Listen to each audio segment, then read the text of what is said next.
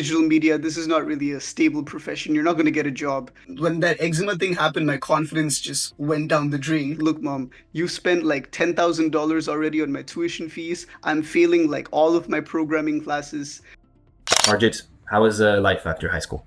I would say life was, after high school, life was a little challenging from an identity progress. I just had a hard time identifying like who I was as a person after high Mm-hmm. school. Mm-hmm. Cause yeah, like in high school, I was very shy. I had a few friends, but I was pretty reserved, pretty shy. And in university, like I pretty much had to live by myself. So I was not even living with my parents. I had to go and live in a different city. Why? Is it Uh, because of the school that you chose? yeah, it was because Brock University, that's in St. Catharines, Ontario. And Mm-hmm. I currently live in Mississauga, which is a different Right. city. Yeah, yeah, different city. Okay. And what was the hardest thing after you graduated? That you said kind of finding yourself, but what did you find the most difficult in the day-to-day life? The most difficult, I would say, just becoming independent. That was very difficult because I Mm-hmm. was like very like, I relied on my mom for everything. Like, hey mom, I need this. Hey mom, I need that. And my like obviously she's not alive at the moment, but like when Mm. she was alive, I was like super close with her. She was like my best friend basically. Oh wow. Okay. And so basically, you weren't prepared for the adult life, kind of. Yeah, definitely not. So Definitely like not. making food and taking care of yourself, doing your chores and stuff. You had to discover that by yourself. And how long did it take you from, being super stressed of, how to do the things, and when did you start getting more comfortable with that life, that new life? Yeah, it took me like, okay, so the first year in university, it was like the first couple of weeks, it was a little challenging. Like I just had to sleep by myself and it was Mm-hmm. weird. I was like, man, my mom is not here in the same room right now. This is really weird. And eventually it took like maybe 1 or 2 months to kind of develop a routine for myself. Like, okay, I need to eat food at this time. Maybe I need to go to the Mm-hmm. gym on this day, or I Yeah. have classes, so I have to go to this class at this time. So like maybe 1 or 2 months it took to kind of develop a schedule for myself. Okay. And what did you go to school for? Oh, I went to school for digital media. Okay. Is that for movies or video games? What kind of field in digital media? It was just like just graphic design, video editing. Oh, okay. Okay, I see what you mean. And that's what you wanted to do. Like this, that's what you knew you wanted to do since you're young. Or did you discover that? Um, Uh, Yeah, yeah, so, definitely. I think as a kid, I always knew like I wanted to get into either filmmaking or like, digital media of some sort. But hmm. initially, when I went to university, like my mom and my dad, they just wanted me to study like computer science instead. They were Of course. like, yeah, they were like, man, digital media, this is not really a stable profession. You're not going to get a job. Just study computer science. So for 2 years, I actually did computer science and I failed like a lot of my courses. So in my second year, I just gave my mom a call. I was like, look, mom, you spent like $10,000 already on my tuition fees. I'm failing like all of my programming classes. So if you want to Right. keep Yeah. losing money, we can do this. But yeah, that's how I convinced her basically. Okay. Okay. And then she realized obviously that it wasn't yeah, you weren't passionate about the other thing. And her money would probably be more worthwhile doing what you actually want to do instead of what she wants you to do. Yeah, exactly, And exactly. yeah. And so after university, so you finished your digital media program, and what was your first job? The first job, so like right after I graduated. Yeah. Oh yeah, sure. The first job. Oh yes, it was as a product analyst. That was the title I had, product analyst. Okay. So you receive products and then you obviously make a review out of them. Is that what it is? Yeah, it's kind of what it is, except I was working for like this software company, so they already had a software, and they Mm. just wanted me to like analyze the software, like test it for bugs and problems. Oh, gotcha. And then okay, and then you send the bug report to the programming team, and then they fix it, and then back and forth kind of. Yeah, back and forth, and I'm just the middle guy, Yeah, just okay. making sure. And how did you find the so that was your first job kind of? How was the professional life like when you first obviously started that work? Stressful? Yeah, it was. I think it was stressful because of the time that it took me to get to office every day. That was the Oh, only stressful part because it was like 2 hours from my house. okay. So 4 hours in total back and forth. Yeah, exactly. 4 hours in commute. Like I'm just on the train. I'm sleeping on the train. That was Oh the wow. only challenging part. Yeah. Okay. And why? Because you were still living at your at the same place as your university, or why did you leave so far? Yeah, so like basically, so my university was in St. Catharines, Ontario. That's like the Niagara area. That's where Yeah. my university was. Yeah. Um, but this job was in North York, Ontario. So that's like the Toronto area. Gotcha. Yeah. So Yeah. yeah, basically, it's you can't. Yeah, it's so hard to commute there. All right. And then after you did this position, did you like it? Did you continue for a long time in this position? Um, I would say like they were the people who I work with. Like, I mean, I'm not gonna give like the company name because Yeah, they're that's gonna fine. like, yeah, yeah. That's fine. But like, yeah, I mean, they were like my manager was chill. He was pretty nice. It's just that the programming team, I did not like the programming people at all. Yeah. You know? Yeah. Yeah, because they were very stuck in their ways. Like I would Mm-hmm. come with feedback like, hey, I just pressed this button and I got an error message. You should probably fix that. And then they would give me like a lecture, like, no, did you try this? Did you try that? I'm like, no, I didn't try this and that. This is just about the experience, the user experience. Yeah, So the they were IT not team. willing to listen to my feedback. Okay. Yeah, IT team are usually very hard-headed people. Yeah, very That's hard at it. Yeah. that's for sure. Okay, and so you talked about when we first started this conversation, you talked about you were having a hard time finding yourself. How did you how do you think you found yourself? If you did.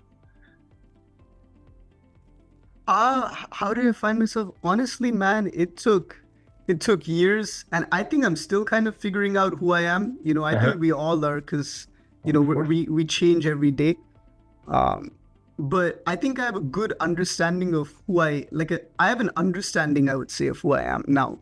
Um, it took a lot. Like I said, I had to go through that eczema episode. When that eczema thing happened, my confidence just went down the drain because I Mm-hmm. couldn't go outside. I couldn't do anything. There was like rashes on my hands, so I couldn't really use my hands too much either. Um, so that was like the rock bottom moment for me, because like I don't want to say I'm paralyzed, because there's actually people in the world who are paralyzed, but Mm-hmm. like I literally couldn't use my hands at that point. Okay. Um, Can you tell yeah. us a bit more how this episode happened? Yeah, so it started when I was working as a product analyst. That's when the Oh, rashes, right. yeah, that's when they And it started was appearing. out of nowhere. You didn't never happened before. Oh, well, yeah, they had happened before, but when it happened in this moment, it was Yep. like very severe. Okay. So can Yeah. you tell us a little bit how severe it was? Like just describe a little bit how it happened. How did you realize it happened? What happened after to try to mitigate the eczema? Yeah, yeah, for sure, yo. It just so like okay, that product analyst job, I had to be on my desktop a lot. I had to use the Hmm. computer a lot. So when it started happening on my hands, it was like the rashes were so painful I could barely type.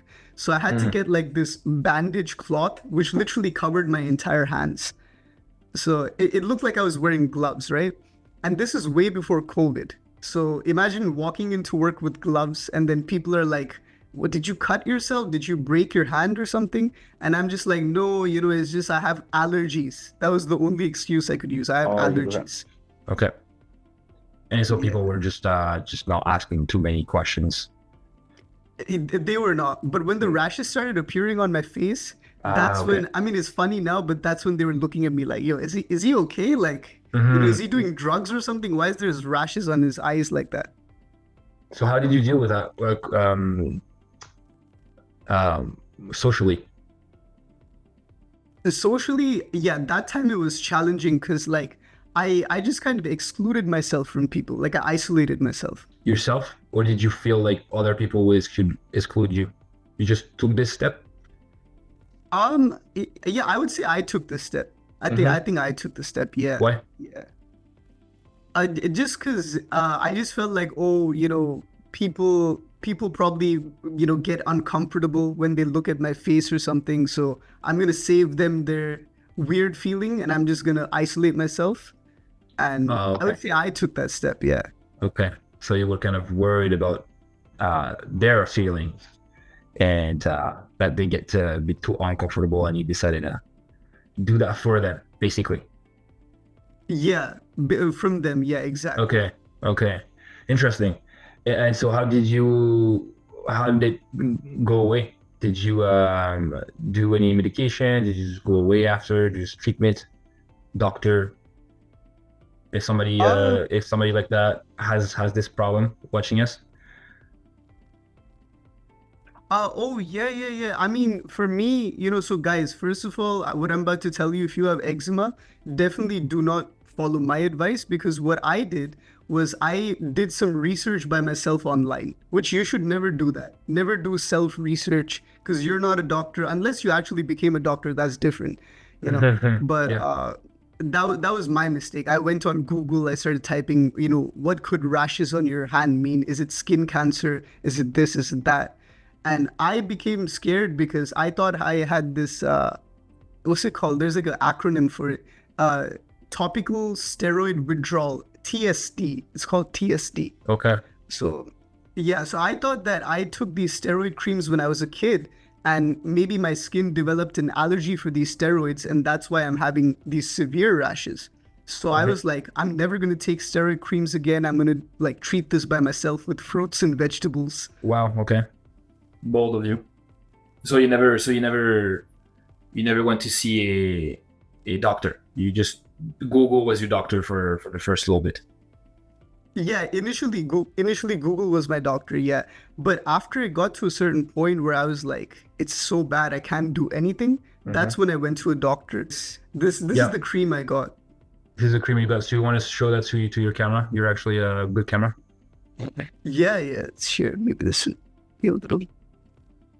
This one right here. It's a low strength steroid cream, but this is the one I got, and this one helped me. Okay. So you said that you didn't go see any doctors. So how did you find out this helped you? Did you just do a try and error? No, what I did was like, I spoke to the doctor and I said, hey, doctor, I'm like really scared of steroid creams. I think I have this, syndrome. The doctor was like, you know what? I understand. I'm going to give you a low strength steroid. So this is not like really high strength or anything. It's low strength. And you just apply it twice a day. And Yeah. I was like, okay, fine. If it's low strength, I'll try it out. And as you tried it out, and then the rashes started to disappear. Yeah, within like 1 to 2 months, it started to disappear. Yeah. Okay. Okay. So it took 1 or 2 months. And so at that time, you said you were isolated, kind of socially.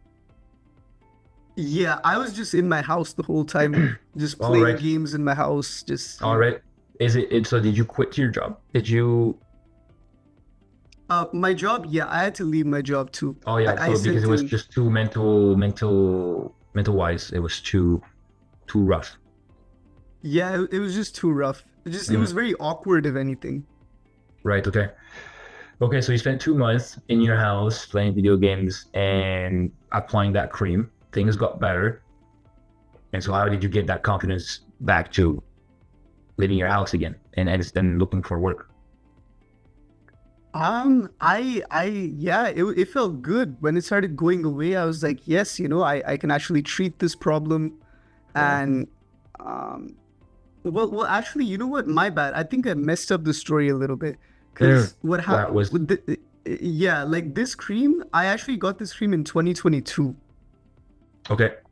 Yeah, yeah. This I got in 2022, but when I left the first job, the product analyst job, I treated it by myself with what's it? Homeopathy. It's called homeopathy. Okay. Yeah, What and is it's the not like homeopathy?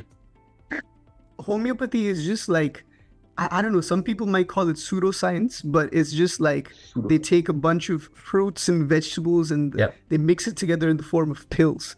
And the idea is like you take these pills and the chemicals from the fruits and vegetables, they act with your immune system to Mm. help your immune system. Yeah. Okay. And that didn't help you.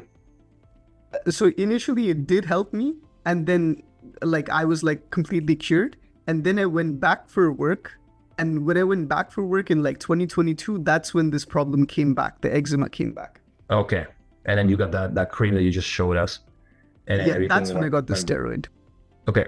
Get everything got better. Nice. And so after everything got better, you were looking for work. You started to be a bit more socially engaged, right? Yeah. Mhm. And okay. And so at that time, were you like I'm trying to see friend wise as well, like because colleagues and stuff, it's this one thing, but like friend wise, dating wise, how was it during your early 20s or 20s during that episodes? Oh yeah, during those episodes, sure. During those episodes, man, I still had friends. My friends have always been supportive. Like my university friends, that is. All right. Yeah, they've always been there. Even when I was going through it, they were always checking up on me, calling me, texting me, like, "How are you doing? How are you doing?" Because they know that when I become quiet, like they probably have to check up. Like they just know instinctively. Like, Okay. Good. Was your mom in the picture at that time as well? at that time, no. No, My mom. She passed away when I was in university. Oh, okay. Okay. Well, sorry about to hear about that. Okay. So you had your friends to rely on all that time, all those hard times. Yeah, definitely. All of my friends super supportive at that time. Super supportive. And it's still there as of today. All those friends. Some of them are gone. Some of them are, still there. Absolutely. Okay. Okay. Good. Okay. And so what are you doing right now? What's the day-to-day life at the moment? Day-to-day life, sure. I wake up, I play with my dog. That's the first thing I do. Mhm. Just wake him up to irritate him, annoy him, a little bit. Yep. I'm gonna do the same thing. Yeah, just annoy him. And then after that, just make myself a cup of coffee, just exercise for like 1 or 2 hours, just really? like running, just push-ups, sit-ups, like everything, cardio, push-ups, sit-ups. And then I just begin my job. My job is just like, it's a freelance kind of job, so my schedule is pretty flexible. It's not like a 9 to 5 type of thing. Uh-huh. But I work as a web developer, so I just log onto my computer. I respond to my clients. If they have any questions for me, I respond to them. And I just, whatever the work is or the task is for that day, whether it's making a new website or modifying a website or something, I just complete that task. Lovely. What you love to do that? Is that what you want to do for the long term? Yeah, I mean, I don't mind it because I mean it pays the bills, so that's the good part about Okay. it. Yeah. Yeah, but like my passion, I would still say is like acting and filmmaking. Like Okay. as soon as I'm done with my work, I immediately start filming videos. Like whether it's a comedy video or like whatever the video idea I have, I just film. Good. Okay. Okay. So that's the actual passion side hustle that you kind of want to develop, right? Yeah, 100%. Okay. And so you do so you small comedy skits, can we say that, or shorts? Yeah, comedy skits. Yeah, on TikTok and Instagram. My name is Shant Cheetah. So if you'll see a guy and this is my profile picture. It's like this, and I'm wearing these cat ears, like it's like that. This is cheetah, right? All right, yeah, of course, cheetah. Okay, and so what's the plan for that? What's the long-term vision? What do you want to accomplish? With Shant Cheetah, I would probably say I want to create like actual short films on YouTube. That's my goal. I've already made like a few short films, but I've mostly been working on shorts, like comedy shorts, like those TikTok skits and stuff. But I have made like one or two actual short films as well. Like back in 2020 during the pandemic, I made one short film. So I just want to expand on that. I want to create more short films about different topics, like social topics or even topics that are super taboo, taboo topics that people don't talk about. But my main goal is I want to create films that inspire people. Sometimes you watch a movie and you're like, why did I watch this movie? Why is the ending so bad? And you watch that movie and you feel like depressed now because you watched that film, So I don't want to make dark films. I don't want to make horror films. I want to make films that, of course, there's emotions involved. Sometimes it's intense emotions, but there's some sort of message you can take from it. From the story. Absolutely. And so is it going to be animated type of little shorts, or is it going to be a real movie with real people? Well, that's a good question, because I would say like I want to do real life short films for sure. Yeah. Animated, I want to do like an animated series as well with the cheetah character, like that cheetah cat. But for that I require funding, so I have to figure that one out. Oh, okay, gotcha. So is that what it takes right now to do those short things? Is it the funding part that you getting stuck at? Yeah, for the animated one, for sure. Yeah, okay. But okay, doing the shorts, what's the plan for that? Doing the short films.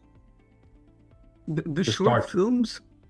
To start on that idea. To start on that idea, I would say probably the only thing that's stopping me, because I think this is what's stopping me. I want to make short films, but like I grew up watching Bollywood movies, right? Yeah. So Bollywood is like all Indian films. And if you watch an Indian film, you'll see singing, you'll see dancing, and of course you'll see the story as well. So for the longest time I was debating, I was like, do I just want to make a short film, or do I just want to make like a song combined with a film, like a music video as a short film or just a regular short film? I was debating on that. But I think I'm slowly like understanding, like my intuition is telling me go the music route, because it'll be different, because you don't really see a short film with music that much on YouTube. Okay. So you're planning, and just want to see what's the plan, if we have a set plan already or not. Got you. A set plan already. Okay. So I would say I did have one script, and that script is complete. Okay, good. So now it's just gotta film it. Yeah, that script.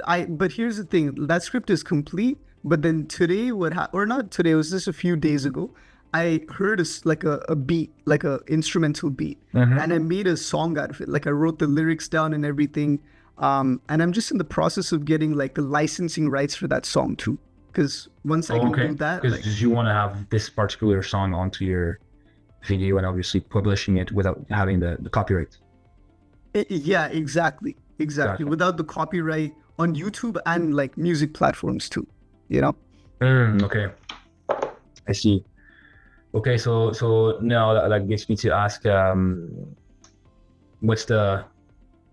Arijit in 5 years, you think? Oh, in 5 years? Oh, man, I would say first of all, I would have a beautiful wife. Okay, and probably, just a caring wife. Just a good caring wife. I want to be a caring husband too. It has to work both ways. Of course. Will I have kids? I would like to have some kids, maybe like 1 or 2 kids. If my wife wants more, then, we can think about that. We can negotiate. Yeah, you can negotiate that. Just like I negotiated with my mom, we can negotiate that. Definitely kids. And yeah, just producing short films as a full-time thing on YouTube, Right. Okay. You staying in Toronto? Or Mississauga area? Yeah, Mississauga area. Yeah. Mississauga. Okay. And in 10 years, what's the long-term vision? 10 years, who do you want to be? In 10 years, oh man, I'll tell you what. In 10 years, I definitely want to meet Shah Rukh Khan. That is the guy who inspired me to become an actor, and he's a big actor in India. Oh, okay. Yeah, they know him as SRK, or they call him the King of Romance as well, because all his films, like he has these romantic films. Man, I learned romance from watching him, because I don't know anything about romance, but you Right. see his films, he teaches you everything. Okay, so you kind of want to be like him, or close. Well, yeah, I don't think I can ever match that. But what I want to do is I want to meet him, because I already went to his house once when I went to India, and the guards, of course, the guards are not going to allow the fans to enter. No, into the definitely house, so I not. was just standing out. Yeah. Definitely not. Okay, and so what is the 2 tips or 2 advice that you would give someone getting out of high school, if they are stressed about finding themselves, or stressed about their 20s? If you could give 2 advice. Yeah. 2 advice. Yeah, man. Okay. So first advice I would give you: don't be afraid to take risks. Now, I know that it can be misconstrued very easily, because if you take a stupid risk, you're gonna make a lot of mistakes. But if you Calculated risk. yeah, exactly, a calculated risk, like an educated risk. Like, let's say your intuition is telling you, like, nah, I think this might be the answer. Then, like, if your heart says it, take that risk. If your mind says it, don't take that risk, because if your mind is saying it, it's probably a money type of risk that you're gonna take. Emotion thing. Yeah, take an emotional one, not a mental one. Yeah. Okay. So follow your heart. That's the first advice. Yeah, follow your heart, take risks with your heart. And the second advice I would give you is, this is for romance and dating, right? Listen, bro, you're in your 20s, just take it easy and date and have fun. And I have so many friends who, because I'm Indian, this is very common in Indian culture to get married by like 25, 26. Please, you're in Canada, you're in America, you don't have to do that. Just date, and if it feels right, if the girl is, or if you're a girl, if your partner and you have a good vibe, go for it. But if you just want to date and just share some experiences, create some memories together, that's beautiful too.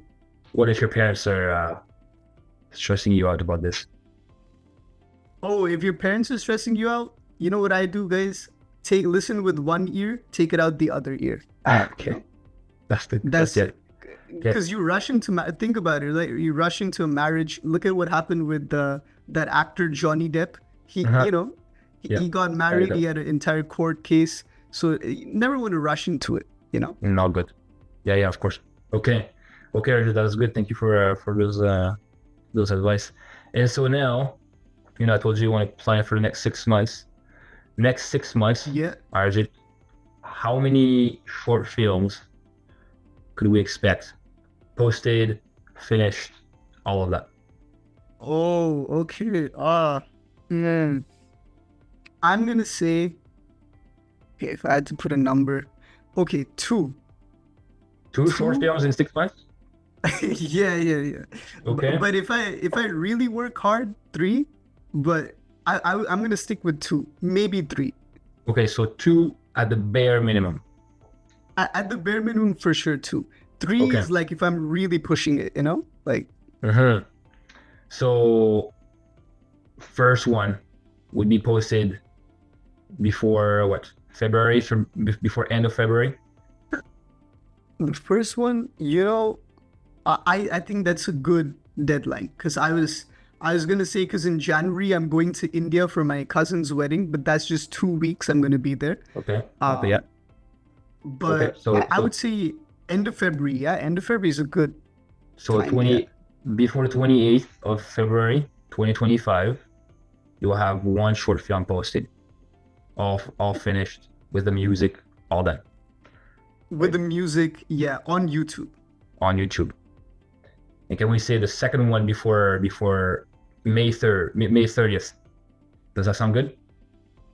The second one, February, March, April. Yeah, I would say May 30th works. Yeah, May 30th. that should be enough time. And we're hopefully gonna have this call again around June, perhaps. Okay. Oh yeah, Or certainly. maybe beginning of June. So we'll see how you went, and yeah, we're gonna hopefully you'll have more than two. To be honest, if you're passionate about that, you'll probably be able to work a bit more on it. So we'll see how that goes. Yeah, absolutely. And if you want to be an actor in my film, please let me know. I'll Okay. happily give you a role. Yeah, it's gonna be a bit far because we're you're in Toronto. I'm close to Vancouver, so it's Yeah. gonna be a long way to go, but it's possible. It's always possible. So Yeah, okay, 100%. 100%. super. Well, thank you for being with me today, Arjit. Hey, my pleasure. Great questions as well. I'm happy I could share my story. Anyone out there, if you're struggling, you can do it, bro. Just, it's an experience. Go through it. Yeah. That's right. Absolutely. Thank you, sir. My pleasure. Thank you, Alex. You have a wonderful day, man. Thank you for staying until the end. If you liked my conversation with Arijit, please consider subscribing. There is many more episodes coming this month, and I don't want you to miss them.